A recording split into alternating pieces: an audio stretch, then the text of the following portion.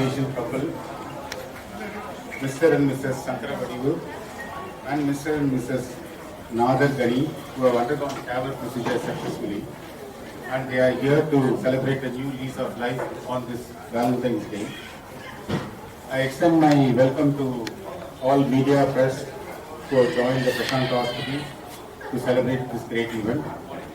Also, I welcome all my colleagues, staff and doctors of Prashanth Hospital for this great event.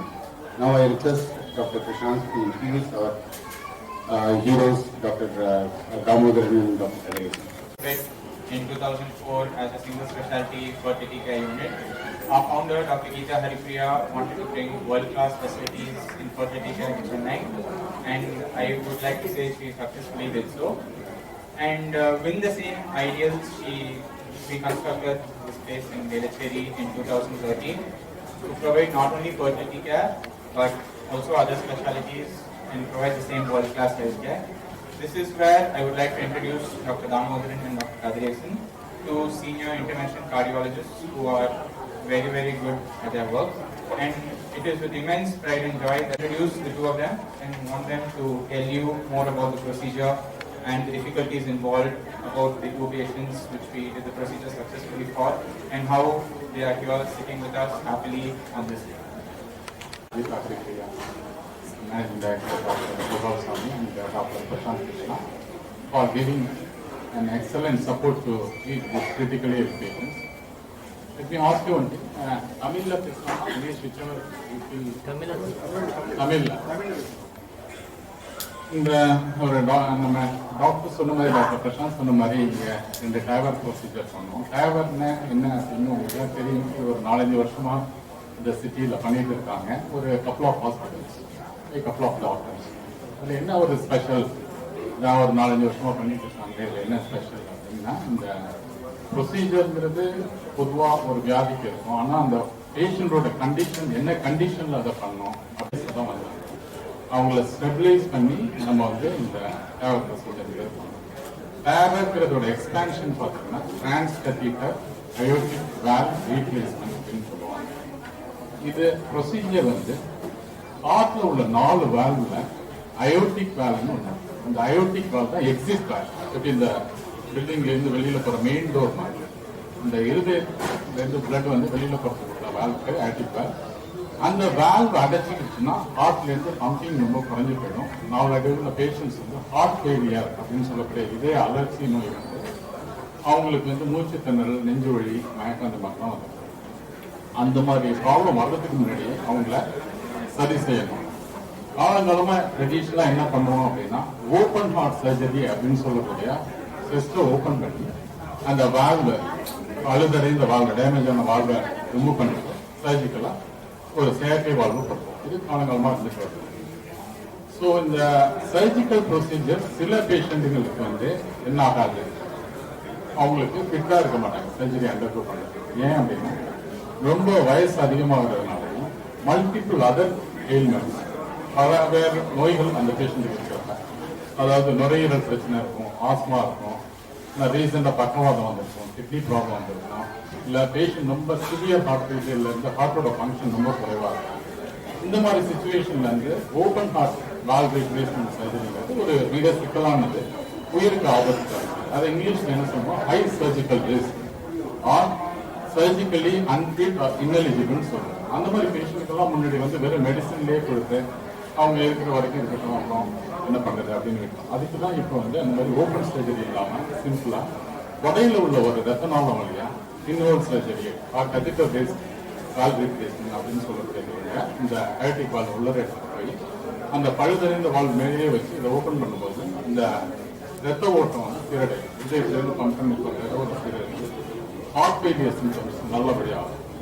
So இந்த 2 பேஷண்ட்டுக்கும் என்ன ஒரு peculiarity, என்ன ஒரு வித்தியாசமான தன்மை அப்படின்னா, இந்த 2 பேருக்கும் அயோட்டிக் வால்வ் ஸ்டெனோசிஸ் இருந்தது பெரிய விஷயம் இல்லை, அது எல்லாருக்கும் சில பேஷண்ட்டுக்கு இருக்கிறது தான்.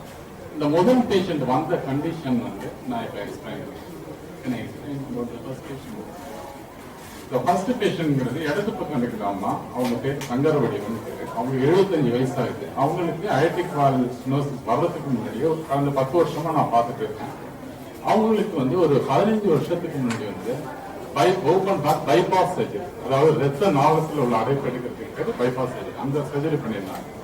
அந்த சர்ஜரி பண்ணிட்டு நல்லபடியா இருந்தாங்க. நான் மெடிசன்ஸ் கொடுத்து பார்த்துட்டு இருக்கும்போது கொஞ்சம் நாளைக்கு முன்னாடி அவங்களுக்கு வந்து அந்த சிம்டம்ஸ்லாம் அதிகமாகும் போது நான் கூட அந்த ரத்த நாளத்தில் உள்ள அடைப்பு தான் அதிகமாகிடுச்சுன்னு செக் பண்ணி பார்க்கும்போது அது நல்லா இருந்தது. இந்த வால்வு தான் சுருங்கி இருந்தது சில மாசத்துக்கு அயோட்டிக் வால்வ். நான் அப்ப சொல்லியிருந்தேன் அவங்களுக்கு வந்து வால்வ் சர்ஜரி தேவைப்படலாம் அப்படின்னு. ஆனால் பொதுவாக நம்ம நடுத்தர நம்ம இந்தியாவில் வந்து மிடில் கிளாஸ் என்ன பண்ணுவாங்க, ஒரு வயசுக்கு மேலே போனால் டாக்டர் மருந்து கொடுத்து பாருங்க பார்த்துக்கலாம் ஏஜ் அப்படி இருந்துருந்தாங்க.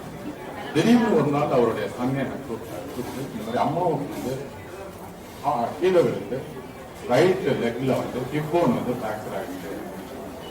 ஸோ அப்படி பக்கத்தில் யாராவது ஆர்த்தோ டாக்டர் போய் காமிச்சிருக்காங்க அப்படின்னா இல்லை 3 நாளாக வந்து நாங்கள் வீட்டிலேயே கன்சர்வேட்டிவ் இந்த தட்டு தட்டுற மாதிரி இதை பண்ணிட்டு இருக்கோம், அது பண்ணக்கூடாது அப்படின்னு சொல்றது. இல்லை இப்போ எதுக்கு கூப்பிட்டோம்னா அவங்களுக்கு பெரிய அளவில் மூச்சு வாங்குது, கீழே விழுந்தப்ப இல்லை இப்போ பெரிய அளவில் மூச்சு வாங்குது, ரொம்ப மயக்கமாக போயிட்டு உடனே இங்கே அழைச்சிட்டு வாங்க அப்படின்னு நீங்கள் அழைச்சிட்டு வந்து பார்க்கும்போது அவங்களுக்கு சிவியர் ஹார்ட் ஃபெயிலியர், ரெஸ்பிரேட்டரி டிஸ்ட்ரெஸ்ன்னு சொல்லக்கூடிய ரொம்ப மூச்சு திணறல் அதிகமாகி ஒரு மாதிரி ட்ரௌசியா மயக்க நிலையில் இருக்கும். அந்த மாதிரி இருக்கும்போது நம்ம இமீடியட் ஆக்சிஜன் அந்த இனிஷியல் ஸ்டெபிலைசேஷன் ஐசியூவில் பண்ணிட்டு நம்ம எலும்பு டாக்டர் ஆர்த்தோபெடிஷன் பார்க்கும்போது மயக்க மருந்து டாக்டர் எலும்பு டாக்டர் ஆர்த்தோபெடிஷன் அனஸ்தெசிஸ்ட் இவங்களுக்கு வந்து இப்போ வந்து இமிடியேட்டா போன் சர்ஜரி பண்றது ரிஸ்க் என்ன எங்களுடைய கண்டிஷன்ஸ் அப்படின்னா அதனால இவங்களை கொஞ்சம் ஸ்டெபிலைஸ் பண்ணிட்டு பண்ணலாம். ஸோ ஸ்டெபிலைஸ் பண்றதுங்கிறது மற்ற ப்ராப்ளத்துக்கெல்லாம் அவ்வளோ மருந்து கொடுத்தே பண்ணலாம். அயோட்டிக் வால்வ் ஸ்டெனோசிஸ் வந்து unless we relieve the obstruction, அந்த ஸ்டெனோசிஸை எடுக்காத பட்சத்தில் இந்த ஹார்ட் ஃபெயிலியர் இம்ப்ரூவ் ஆகிறது கஷ்டம். ஹார்ட் ஃபெயிலியர் இம்ப்ரூவ் ஆனால் தான் அனஸ்தீசியா கொடுத்து நம்ம போன் சர்ஜரி பண்ணலாம். ஸோ நம்ம என்ன பண்ணோம், இமிடியேட்டாக டயவாங்கிறது பண்ண முடியாது, ஏன்னா அந்த பேஷண்ட்க்கு இன்ஃபெக்ஷன் இதெல்லாம் இருக்கும். ஸோ ஒரு டெம்பரரி மெஷர் தற்காலிகமாக இந்த ரத்த ஓட்டத்தை சரி பண்ணுறதுக்கு அந்த காலத்தில் என்ன பண்ணுவாங்க அப்படின்னா வெறும் பலூனை மட்டும் வச்சு இந்த அடைப்பை எடுப்பாங்க. அதுக்கு பேர் அயோட்டிக் பலூன் வால்வுலோபிளாஸ்டி அப்படின்னு பேர். அது பண்ணி பேஷண்ட்டுக்கு சர்ஜரி பண்ணுறதா டயவர் பண்ணுறதா என்ன பண்ணலாம் அப்படின்றது சர்ஜன் சொன்னார். இந்த பேஷண்ட் ஏற்கனவே ஆப்ரேஷன் ஆனதுனால திருப்பியும் ஆப்ரேஷன் பண்ணால் ப்ளீடிங் இதெல்லாம் அதிகமாகும். ஏற்கனவே பைபாஸ் சர்ஜரி ஒரு வாட்டி பண்ணதுனால திருப்பி ஓப்பன் ஹார்ட் பண்ண முடியாது, அதனால டயவர் பண்ணலாம் அப்படின்னு அந்த ஹார்ட் டிஸ்கஷனை ஃபேமிலியில் நம்ம அந்த டெசிஷனை சொன்னோம். ஃபேமிலியை கவுன்சில் பண்ணோம், அவங்களோட பெனிஃபிட்ஸ் ரிஸ்க் என்ன இருக்கு அப்படிங்கிறது கவுன்சில் பண்ணோம், including cost of the procedure. And they accepted. அதுக்கப்புறமா தான் வந்து நம்ம இந்த டயவர் ப்ரொசீஜர் ஒரு 10 days கழிச்சு தான் பண்ணோம், only 15 days. But dramatically after the procedure, the patient has improved reasonably well within 2-3 days. On 5th day, we have discharged her. That is what the story of Mrs. Sangaravadil. முதல் முறையாக நாங்கள் யாருக்கு நன்றி சொல்லணும், hospital நிர்வாகத்துக்கு. So doctor Prashanth Krishna அவர் MD and doctor Bhaskaran CEO, so இருவருக்கும் நன்றி சொல்லணும். ஏன்னா இந்த இதில் இன்னொரு முக்கியமான தன்மை என்னன்னா financial strain to the family. So இந்த ப்ரொசீஜர் பண்ணாமல் இருக்கிறதுக்கு காரணம் ஒன்று விழிப்புணர்வு இல்லாமல் இருக்கிறது, இன்னொன்று வந்து செலவு அதிகமாக இருக்கிறது. ஸோ அதுக்கும் சில ஏற்பாடுகள் பண்ணி செலவை கம்மியாக பண்ணி பண்ணுறதுக்கான வழிமுறைகளை நிர்வாகம் கொண்டுவது எங்களுக்கு நன்றி. என்னோட நோயாளி டாக்டர் தாமோதரன் நோயாளி தான் டாக்டர் கணேஷ். ஸோ அவருக்கு வந்து ஏற்கனவே 25 வருஷத்துக்கு முன்னாடி குவைத்தில் பைபாஸ் ஆப்ரேஷன் பண்ணியிருக்கேன். ஸோ அது வந்து ஹார்ட்ல உள்ள 3 ரத்த குழாயில் அடைப்பு ஏற்பட்டு அதுக்காக பண்ண சிகிச்சை. இப்ப அவருக்கு மூச்சு வாங்குது, கொஞ்சம் நடந்த வலி மாறி வருது. அதற்கு காரணம் again aortic valve stenosis. So நம்ம தமிழ்ல அயோட்டா பெருந்தமனின்னு சொல்லுவோம். அதான் முக்கியமான ரத்த குழாய் நம்ம ஹார்ட்ல இருந்து வெளியே வருது, அதுல உள்ள வால்வ் சுருங்கிடுது. ஸோ இவருக்குமே வந்து ஆப்ஷன் இதே வந்து இவர் வந்து ஒரு 5 வருஷத்துக்கு முன்னாடி இதே நோய் இருந்தது அப்படின்னா திரும்ப ஒரு ஓப்பன் ஹார்ட் சர்ஜரி பண்ணி அந்த அயோட்டிக் வால்வ் இதை நார்மல் அயோட்டிக் வால்வை எடுத்துட்டு செயற்கை அயோட்டிக் வால்வ் கொடுத்துரும். So second open heart surgery பண்ற மாதிரி வரும். இந்த செகண்ட் ஓப்பன் ஹார்ட் சர்ஜரி பண்ணும்போது 2 பிரச்சனைகள் இருக்கு. ஒன்று, 2வது ஆபரேஷன் பண்றதுனால ப்ளீடிங், நம்ம உடம்புல இருந்து ரத்தம் அதிகமாக வெளியேறி உயிர் காப்பது ஆகலாம். இன்னொன்று வந்து இன்ஃபெக்ஷன் சொல்லுவோம், திரும்ப ஆபரேஷன் பண்ணும்போது இன்ஃபெக்ஷன் வந்து அதுவும் ப்ராப்ளம் ஆகும். இது ரெண்டுமே ஓவர் கம் பண்றதுக்கு தான் இந்த transcatheter aortic valve replacement TAVR help பண்ணுது. ஸோ இப்போ அவரோட heart failure symptoms and aortic வால்வ்னால உள்ள 2 அறிகுறிகளும் நம்ம இந்த சிம்டம்ஸ்லையும் வந்து நம்ம இது 1.5 hour to 2 hours ப்ரொசீஜர். இதில் வந்து அனஸ்தட்டிஸ்ட் இதில் வந்து மெயினாக டீம் ஒர்க் இம்பார்ட்டன்ட். கார்டியாலஜிஸ்ட் மட்டும் இதில் இன்வால்வ் ஆகல. Cardiothoracic surgeon doctor Muthukumaran, anaesthetist doctor Sandeep, heart imaging ஸ்பெஷலிஸ்ட்னு சொல்லுவோம். ஸோ நம்ம இந்த இதை பண்ணும்போது சிடி ஸ்கேன் பண்ணுற ரேடியாலஜிஸ்ட். ரெண்டாவது இந்த ப்ரொசீஜர் பண்ணிட்டு இருக்கும் போது நம்ம நேரடியாக நம்ம உணவு குழாய் வழியா ஒரு எக்கோ டெஸ்ட்னு சொல்லிட்டு நம்ம ஹார்ட் இயங்குறத அந்த டிரான்ஸ்இசோஃபேஜியல் எக்கோ கார்டியோகிராஃபின்னு சொல்லுவோம். எக்கோ கார்டியோகிராம் நார்மலா நம்ம நேரடியாக பண்ணாம உணவு குழாய் வழியா பண்ணலாம். ஸோ இமேஜிங் ஸ்பெஷலிஸ்ட் இவங்க எல்லாமே இம்பார்ட்டன்ட். ஸோ இது வந்து ஒரு டீம் இல்லாம இந்த பெரிய சிகிச்சையை நம்ம பண்ண முடியாது. ஸோ நாதகனி வந்து இந்த சிகிச்சை முடிஞ்சு 48 மணி நேரத்திலேயே நடக்கிறது. அவரோட நார்மலான செயல்கள் அவரோட செய்ய முடிஞ்சது. அதான் அவரோட ட்ரீட்மெண்டோட நன்மைன்னு சொல்லலாம். நன்றி.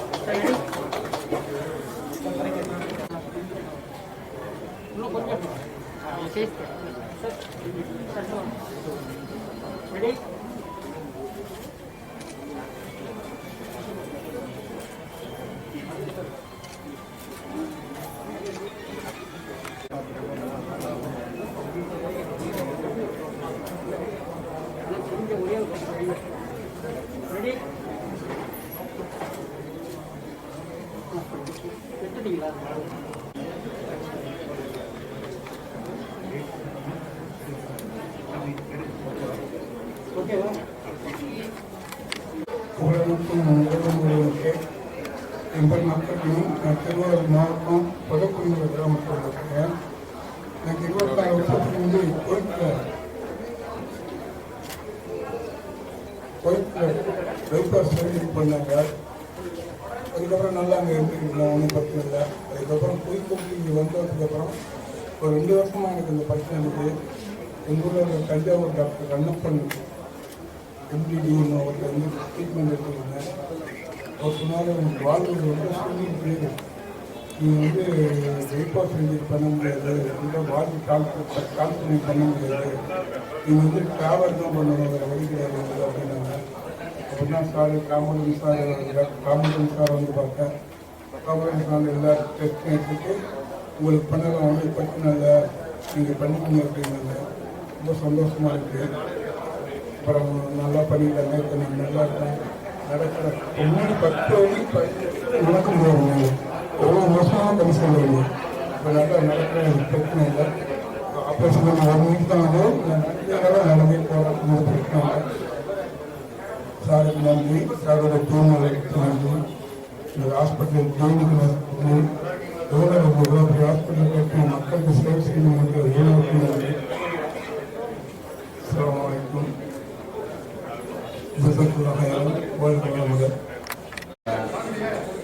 மிஸ்டர் நதர்கனி 74 வயசு. இவர் வந்து திருவாரூர் மாவட்டத்தை சேர்ந்தவர். நான்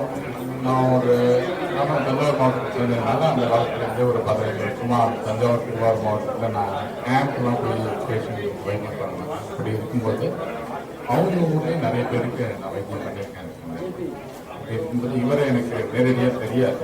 ஒரு நாள் வந்து இவருடைய நண்பர் வந்து இந்த மாதிரி என்னுடைய சொந்தக்காரர்களுக்கு அயோர்டிக் வால்வ் ஸ்டெனோசிஸ் அப்படின்னு ஒன்று இருக்குன்னு சொன்னாங்க சார்.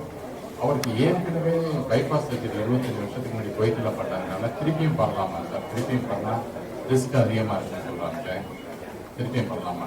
நான் சொன்னேன், நீங்கள் பேஷண்ட்டை அழைச்சிட்டு வாங்க, அழைச்சிட்டு வந்ததுக்கு அப்புறம் நம்ம டெஸ்ட் பண்ணி பார்க்க முடியும், ஃபோனில் சொல்கிற விஷயம் அப்படின்னா. அப்புறமா நாதர்கனி அவருடைய நண்பர் வேலும் அவருடைய சகோதரனை அழைச்சிட்டு வந்தாங்க. அழைச்சிட்டு வந்து நாங்கள் அந்த கிளினிக்கில் எவாலுவேட் பண்ணி எக்கோ கார்டியோகிராஃபி அப்படின்னு சொல்லக்கூடிய இதில் வந்து இந்த வேல்வ் எந்த அளவுக்கு சுருங்கி இருக்கு, ஹார்ட்டோட ஃபங்க்ஷன் என்ன அப்படின்னு பார்த்தோம்.